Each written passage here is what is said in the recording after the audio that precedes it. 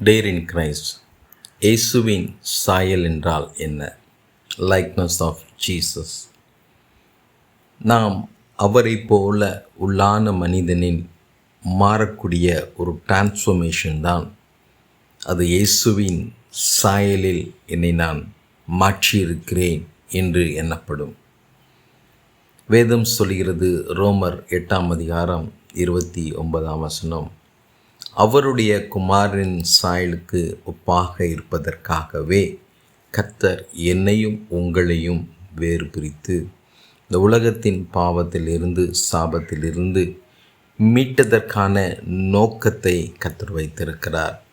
கண்டிப்பாக அவருடைய வெளிப்புறமான தோற்றம் அல்ல, உள்ளான இருதயம், சிந்தை, பரிசுத்தம் உங்கள் வாழ்க்கையில் இருக்குமானால் நிச்சயமாக தேவன் விரும்புகிற பாத்திரமாய் இயேசு கிறிஸ்துவை போல நன்மை செய்கிறவர்களாய் சுற்றி திரிய கர்த்தர் உங்களுக்கு உதவி செய்வார். ஒரு 7 குணங்களை நாம் சுருக்கமாக பார்க்க போகிறோம். முதலாவது, இயேசு கிறிஸ்துவுக்குள் இருந்த குணம் அன்பு.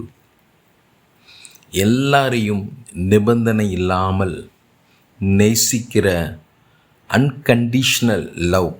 இந்த உலகத்தில் இருக்கிற அது எந்த மதத்தினராய் இருந்தாலும் எல்லாரையும் கர்த்தர் அரவணைத்து, என்னிடத்தில் வருகிறவனை நான் புறம்பே தள்ளுவதில்லை, என்னை விசுவாசிக்கிறவர்கள் நித்திய ஜீவனை அடையும்படிக்கு அவரை தந்தருளி, தன்னுடைய சொந்த குமாரனை தந்தருளி இவ்வளவாய் உலகத்தில் அன்பு கூர்ந்தார் என்ற வார்த்தையின்படி எல்லா மனிதர்களும் ரட்சிக்கப்பட வேண்டும், எல்லா மனிதர்களும் சந்தோஷமாக வாழ வேண்டும் என்ற ஒரே நோக்கத்தோடு கூட தன்னை சிலுவையில் என் ஆண்டவராகிய இயேசு கிறிஸ்து பலியாக ஒப்பு கொடுத்தார். அந்த அன்பின் வெளிப்பாடு என்பது தியாகத்தின் பொருளாக நாம் இங்கே பார்க்கிறோம். கண்டிப்பாக நாமும் எல்லா ஜனங்களையும் நேசிக்க வேண்டும். குறிப்பாக பாவம் செய்து வாழ முடியாதபடிக்கு பாவத்திலும் சாபத்திலும் கஷ்டப்பட்டு கொண்டிருக்கிற ஜனங்களை விடுதலையாக்க வேண்டும் என்கிற ஒரே நோக்கத்தோடு கூட தேவ அன்பை வெளிப்படுத்துகிற பிள்ளைகளாக நீங்கள் தேவ சிந்தை நிறைந்த பிள்ளைகளாக மாற வேண்டும். இரண்டாவதாக பார்க்கிறோம் கீழ்ப்படிதல். சிலுவை பரியந்தம் அவர் கீழ்ப்படிந்தார், தன்னை தாழ்த்தினார் என்று வேதம் சொல்கிறது. அந்த ஒபீடியன்ஸ், கர்த்தர் என்ன செய்ய சொல்கிறாரோ அதை மட்டுமே செய்கிற இருதயம், அதை மட்டுமே நாம் செயல்படுத்துகிற பிள்ளைகளாய் வாழ வேண்டும். இன்னொரு வசனம் சொல்கிறது, பலியை பார்க்கிலும் கீழ்ப்படிதல் உத்தமம். கண்டிப்பாக தேவனுக்கு கீழ்ப்படிதல் உள்ள இருதயங்களை கர்த்தர் தேடுகிறார். அவருடைய பலத்த கரத்திற்குள் அடங்கியிருக்க வேண்டும். அவரை மீறி ஒன்றும் நாம் செய்யக்கூடாதபடிக்கு மிகவும் கவனமாக எச்சரிக்கையாக முடிவு பரியந்தம் நிலைத்திருப்போமே ஆனால் நிச்சயமாக தேவ சாயலில் நாம் வாழ்கிற பிள்ளைகளாய் இருப்போம். மூன்றாவதாக பார்க்கிற ஹோலினஸ். நான் பரிசுத்தராய் இருப்பது போல நீங்களும் பரிசுத்தமாய் வாழுங்கள் என்று கர்த்தர் சொல்லுகிறார். பரிசுத்தம் இல்லாமல் ஒருவனும் தேவனை தரிசிக்க முடியாது. நம் தேவனுடைய ஸ்பெஷாலிட்டியே என்னன்னா பரிசுத்தம். பரிசுத்தத்தை அதிகமாய் கர்த்தர் நேசிக்கிறார். கரைதிரையற்றவர்களாய், மாசற்றவர்களாய், பிழையற்றவர்களாய் வாழ வேண்டும். வார்த்தை என்ன சொல்லுகிறோமோ அதன்படியே நம்முடைய வாழ்க்கை இருக்க வேண்டும், கனிகள் இருக்க வேண்டும் என்று கர்த்தர் விரும்புகிறார். இது என் ஆண்டவராகிய இயேசு கிறிஸ்துவின் மூன்றாவது சாயல். நான்காவதாக பார்க்கிறோம் பணிவு. நான் மனத்தாழ்மை உள்ளவனாய் இருக்கிறேன் என்று கர்த்தர் சொல்லுகிறார். ஆம் தெய்வ பிள்ளைகளை, தாழ்மை உள்ளவர்களுக்கு கர்த்தர் கிருபை அளிக்கிறார் என்று வேதம் சொல்லுகிறது. எல்லா இடங்களிலும் தாழ்மையின் குணம் உங்களிடத்தில் வெளிப்பட வேண்டும். ஒருபோதும் என்னால் உண்டானது என்று சொல்லாதபடிக்கு எல்லாவற்றிலும் தேவனை மகிமைப்படுத்துகிற பிள்ளைகளாய் நீங்கள் வாழ வேண்டும். ஆண்டவர் சொல்கிறார், என்னுடைய நுகம் மிகவும் எளிமையானது, அது நிச்சயமாக உங்கள் வாழ்க்கையில் ஒரு இளைப்பாறுதலை, சமாதானத்தை கொடுக்கும் என்று கர்த்தர் சொல்லுகிறார். ஆம் தெய்வ பிள்ளைகளை, கர்த்தருடைய மன தாழ்மையை தரித்த பிள்ளைகளாய் எல்லா இடங்களிலும் சாந்த குணம் உள்ள பிள்ளைகளாய் நீங்கள் இருப்பீர்களானால் நிச்சயமாக உங்கள் வாழ்க்கையில், ஊழியத்தில் தேவ சாயலை வெளிப்படுத்துகிற பிள்ளைகளாக இருப்பீங்க. ஐந்தாவதாக மன்னிப்பு.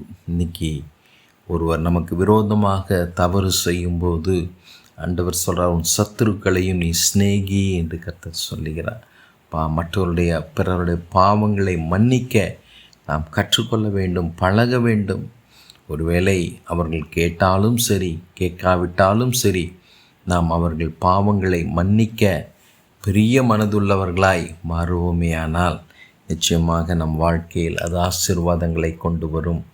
எல்லாரும் இயேசுவை சிலுவையில் அறைந்தபோது, பிதாவே இவர்களுக்கு மன்னியும் என்று லூக்கா 23:34 ஆண்டவர் தேவனிடத்தில் பரிந்து பேசுகிற ஒரு இருதயத்தை பார்க்க முடிகிறது.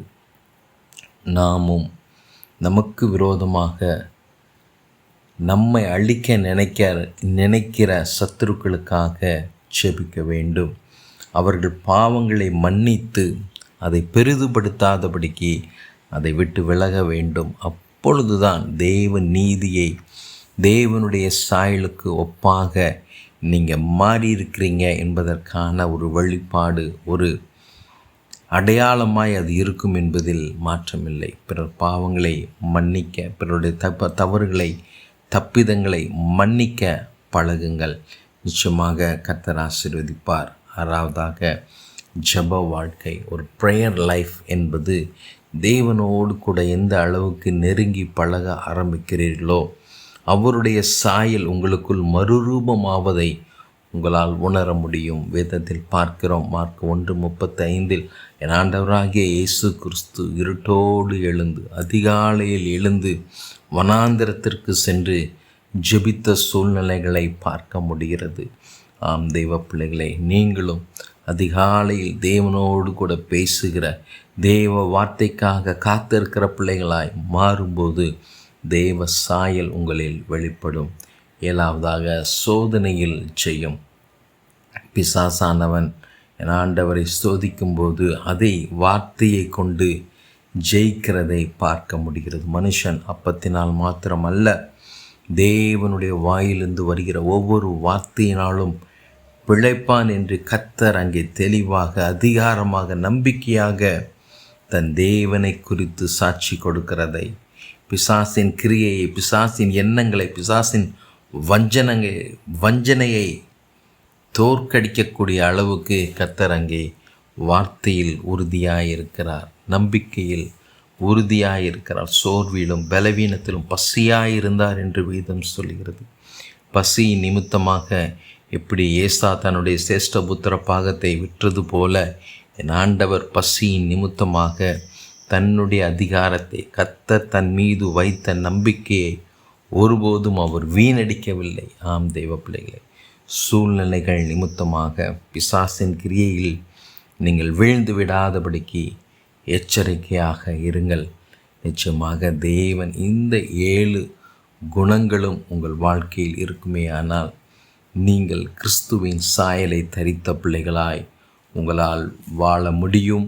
அநேகருக்கு நீங்கள் ஆசீர்வாதமாக இருப்பீர்கள். எப்படி இயேசுவின் சாயலில் வளரலாம் என்று நாம் அறிந்து கொண்டோமேயானால் நிச்சயமாக நம் ஆவிக்குரிய வாழ்க்கைக்கு அது மிகவும் ஆசீர்வாதமாக இருக்கும். தினமும் வேதம் வாசிக்க வேண்டும். அவருடைய வாழ்க்கை சூழ்நிலைகளை, அவர் வாழ்ந்த விதங்களை, அவர் வெளிப்படுத்தின விதங்களை நாம் கற்றுக்கொள்ளும்போது அந்த இருதயம், அந்த வார்த்தையானது நம்மை அது செயல்படுத்துகிறதாய் மாறும். இரண்டாவதாக ஜெப வாழ்க்கை. அனுதினமும் ஜெபிக்க வேண்டும், இடைவிடாமல் ஜெபிக்க வேண்டும், சோர்ந்து போகாமல் ஜெபிக்க வேண்டும், நம்பிக்கையோடு ஜெபிக்க வேண்டும், தைரியத்தோடு ஜெபிக்க வேண்டும். மூன்றாவதாக பரிசுத்த ஆவியானவருக்கு இடம் கொடுக்க வேண்டும். உள்ளத்தில் கண்டிப்பாக ஒரு டிரான்ஸ்ஃபர்மேஷனை பார்க்க முடியும். நான்காவதாக பாவத்தை விட்டு விலக வேண்டும். சுத்தமான ஒரு வாழ்க்கை, தேவன் விரும்புகிற பரிசுத்தமான வாழ்க்கை வாழ வேண்டும். அன்பில் வளருகிறவர்களாய் நீங்கள் மாற வேண்டும். நிச்சயமாக கர்த்தர் உங்கள் வாழ்க்கையில் பெரிதாய் மாற்றுவார். நீங்கள் தேவ சாயலில் வளர்கிற பிள்ளைகளாக இருப்பீர்கள். கர்த்தர் தாமே உங்களை ஆசீர்வதித்து நிறைவாய் வழி நடத்துவார். God bless you.